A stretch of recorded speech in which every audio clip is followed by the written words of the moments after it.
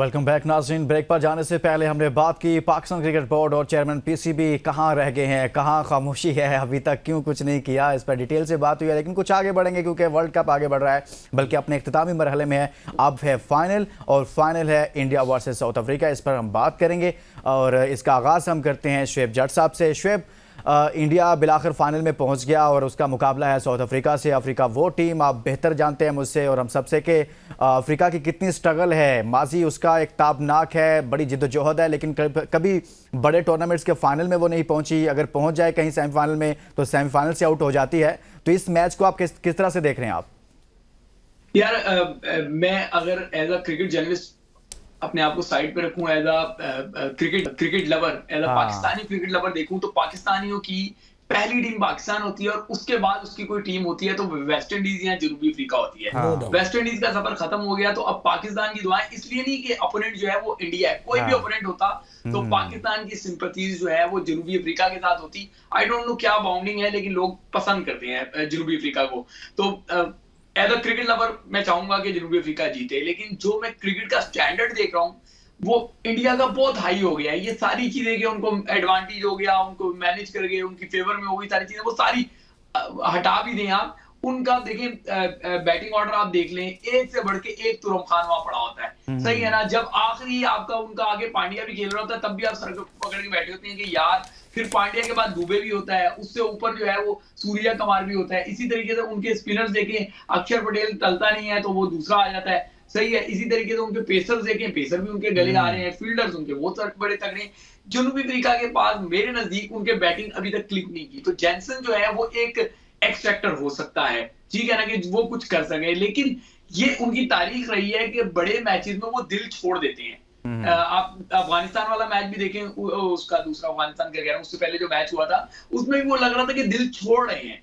ये उनका मसला है। अफगानिस्तान वाले में तो उन्होंने बिल्कुल उनको रोन के रख दिया ना, लेकिन ये एक चीज है जो उसमें फेयर लगता है मुझे कि यार कहीं अगर उन्होंने दिल छोड़ दिया, दिल बड़ा करके ना खेले तो शायद मुश्किल में आ जाए, दिल बड़ा करके खेले तो कांटे का मुकाबला होगा, फिर इतना वन साइड मुकाबला नहीं होगा। समी, आप क्या कहेंगे इस मैच के हवाले से? दोनों ही टीमें ऐसी हैं जो पूरे टूर्नामेंट में, इस टूर्नामेंट की अगर बात करें, हम ज़्यादा लंबी बात ना भी करें, तो इस टूर्नामेंट में तो ज़बरदस्त खेली हैं, ज़बरदस्त इनकी परफॉर्मेंसेज हैं।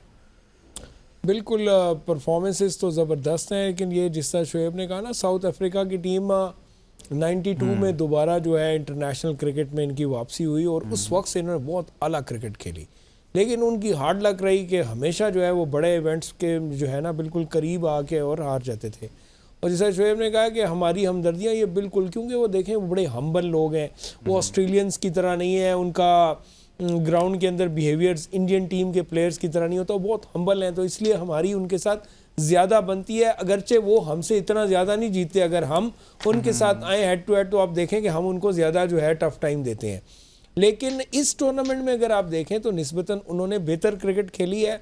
अगर आप उनकी बैटिंग लाइन आप देखें तो बॉलिंग में जिस तरह से इन्होंने सेमीफाइनल में जिस तरह से बॉलिंग इनके फास्ट बॉलर्स ने की है, और रही सही कसर फिर आगे तबरेज शमसी ने पीछे से जो है वो पूरी की थी। अगर ये इस तरह का कुछ करते हैं तो इंडिया को ज़रूर परेशान करेंगे, लेकिन आप पेपर के ऊपर अगर देखते हैं तो टीमों में बहुत ज़्यादा डिफरेंस पाया जाता है। एक बहुत मजबूत साइड है और उन्होंने अच्छी क्रिकेट खेली है, कप्तान उनका बड़ा काम होता है और वो उसको पता है किस वक्त क्या रोल है, उसके पास स्पेशलिस्ट मौजूद हैं, उसके पास वैरायटी है। उस लिहाज से अफ्रीका की, साउथ अफ्रीका की टीम आपको निस्बतन कमज़ोर लगती है, लेकिन आप इस टूर्नामेंट में एक तो अच्छी क्रिकेट खेले हुए हैं और दूसरा ये है कि एट टाइम्स, जिस तरह पिछले वर्ल्ड कप में भी ये हुआ था कि फाइनल में आके आप एक जगह पे प्रेशर ले लेते हैं, बहुत बड़ी गेम होती है, बहुत बड़ा स्टेज होता है। तो ये एक वो है, अगर आप दिल से हमारे चाहें तो आपको पता है हम चाहेंगे कि साउथ अफ्रीका जीते, गो के उसके खिलाफ इंडिया हो या कोई और भी टीम होती तो हम समझते हैं कि बतौर क्रिकेट लवर हम ये सब बात करें। हसनैन, आप क्या कमेंट करेंगे, क्या फ़र्क है दोनों टीमों के अंदर? देखिए, मैं थोड़ा सा आपको पीछे लेके जाऊंगा। इससे पहले साउथ अफ्रीका ने सिर्फ एक ही आईसीसी इवेंट जीता है, वो 1998 में चैंपियंस ट्रॉफी थी, जो उसका इनॉग्रेल सीजन हुआ था बांग्लादेश में। उसको उस टाइम विल्स इंटरनेशनल कप कहते थे, वो जीता था साउथ अफ्रीका ने, पहली दफ़ा फाइनल पहुंची थी, उसके बाद जीती थी। उसके बाद आप देखिए, जब से साउथ अफ्रीका की, जिस समय भाई कह रहे हैं, वापसी हुई, तो तकरीबन 18 वर्ल्ड कप्स ऐसे हो चुके हैं जिसमें उन्होंने पार्टिसिपेट किया और बेशतर वर्ल्ड कप्स में वो सेमीफाइनल में पहुंचे, लेकिन कभी भी फाइनल तक उनकी रसाई हासिल नहीं हो सकी। लेकिन बड़ी क्वालिटी क्रिकेट खेली उन्होंने थ्रू आउट, और उसका उनको फल ये मिला कि उनको सेमीफाइनल में अफगानिस्तान जैसी टीम मिली और उसको उन्होंने फिर नॉकआउट कर दिया। उस दिन समी भाई हमारे साथ मौजूद थे, शोएब भाई नहीं थे, इनको पता है, मैंने बताया था कि अफगानिस्तान का मुकाबला मार्करम के साथ होगा और वो वर्कआउट करके आए इब्राहिम पे, गुरबाज पे और राशिद को किस तरह काउंटर करना है, तो डेफिनेटली उन्होंने अपने प्लान्स को एग्जीक्यूट किया। एक लम्हा ऐसा लग रहा था 15 से जब 25 रन के दरमियान थी साउथ अफ्रीका चेज करने में कि वो थोड़ा सा पजल है, लेकिन एकदम से उस लम्हे से वो निकले हैं। अभी भी मैं ये समझता हूं कि मार्करम बहुत ही स्मार्ट कप्तान है।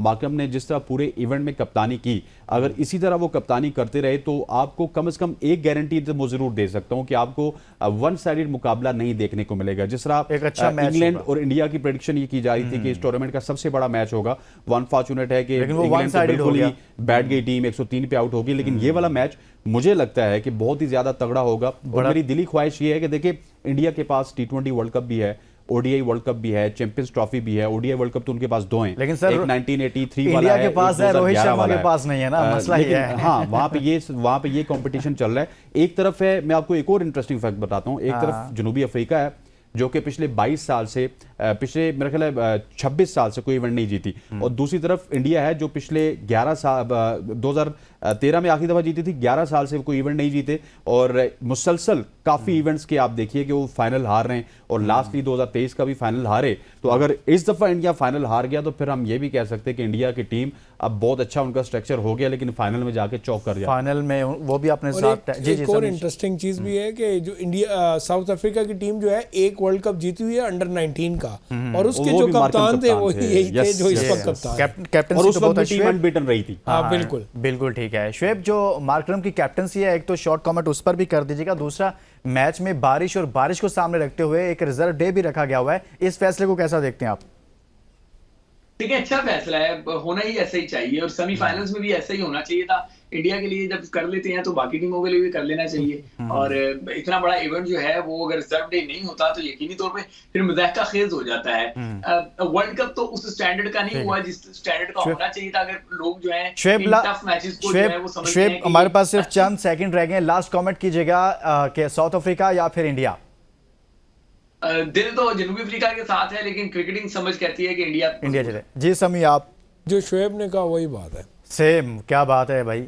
जी हसनैन? साउथ अफ्रीका इंशाल्लाह। South Africa. जी बहुत शुक्रिया शुएब जाट आपका, अब्दुल समी आपका, हसनैन लियाकत आपका। हमने बात की है और इससे पहले होने वाले सेमीफाइनल की और उससे पहले चेयरमैन पीसीबी के उस बयान की जिस पर अभी तक खामोशी है। इसके साथ ही इजाजत दीजिए, अपना बहुत सारा ख्याल रखिए, अल्लाह हाफिज।